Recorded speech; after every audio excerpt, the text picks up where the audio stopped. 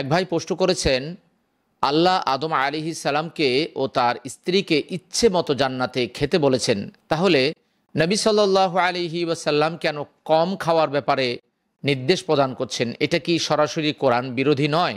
মূলত আল্লাহ সুবহানাহু ওয়া তাআলা কোরআনুল কারীমের ২ নম্বর সূরার ৩৫ নম্বর আয়াতে আদম এবং তার স্ত্রীকে এই নির্দেশ প্রদান করেছিলেন যে অকুলা মিনহা রগাদান হাইথু শি'তুমা, অর্থাৎ তোমরা উভয়ে যা খুশি খেতে পারো, অর্থাৎ স্বাচ্ছন্দ্যে তোমরা খাও।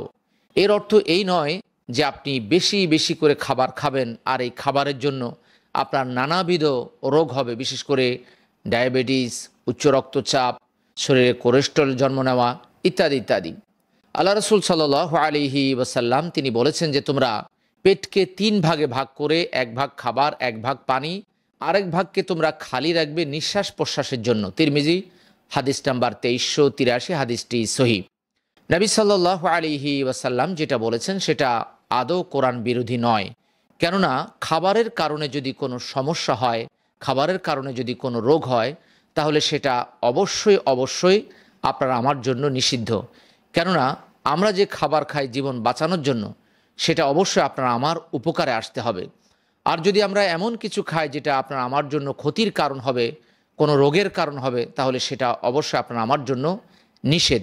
আল্লাহ সুবহানাহু ওয়া তাআলা ২ নম্বর সূরার ১৯৫ নম্বর আয়াতে বলেন, ওয়ালা তুলকু বিআইদিকুম ইলাত তাহলুকা, অর্থাৎ নিজেদেরকে নিজেদের হাতে ধ্বংসের দিকে ঠেলে দিও না।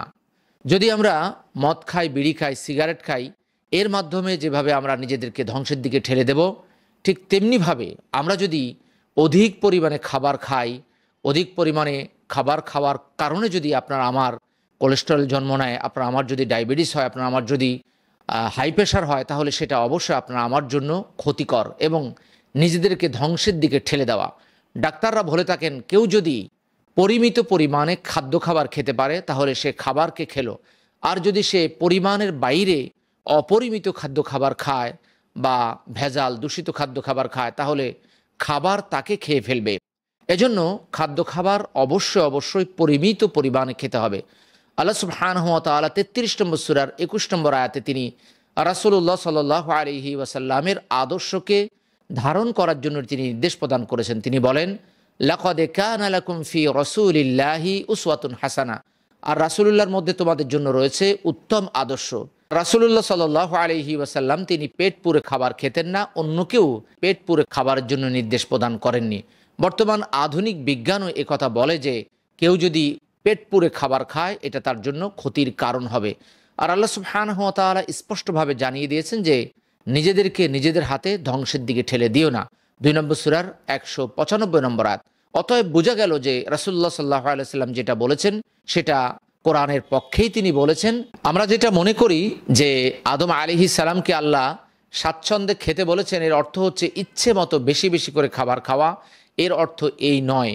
কেননা আল্লাহ সুবহানাহু ওয়া তাআলা বলছেন যে ওয়ালা তাকরাবা হাযিহিশ শাজারা, স্বাচ্ছন্দ্যে খাও, ইচ্ছে মতো যে কোনো গাছের ফল থেকে খাও, তবে এই ফল গাছের নিকটবর্তী হয়েও না, এই বৃক্ষের নিকটবর্তী হয়েও না। আল্লাহ সুবহানাহু ওয়া তাআলা এখানে তিনি তার ইচ্ছেকে কাট করে দিয়েছেন যে তুমি সব জায়গায় যেতে পারবে, কিন্তু নির্ধারিত একটি গাছের কাছে তুমি যেতে পারবে না। অর্থাৎ তিনি তার স্বাধীনতাকে তিনি সীমার মধ্যে বেঁধে দিয়েছেন। এর অর্থ এই নয় যে যত খুশি তত তুমি খেতে পারবে।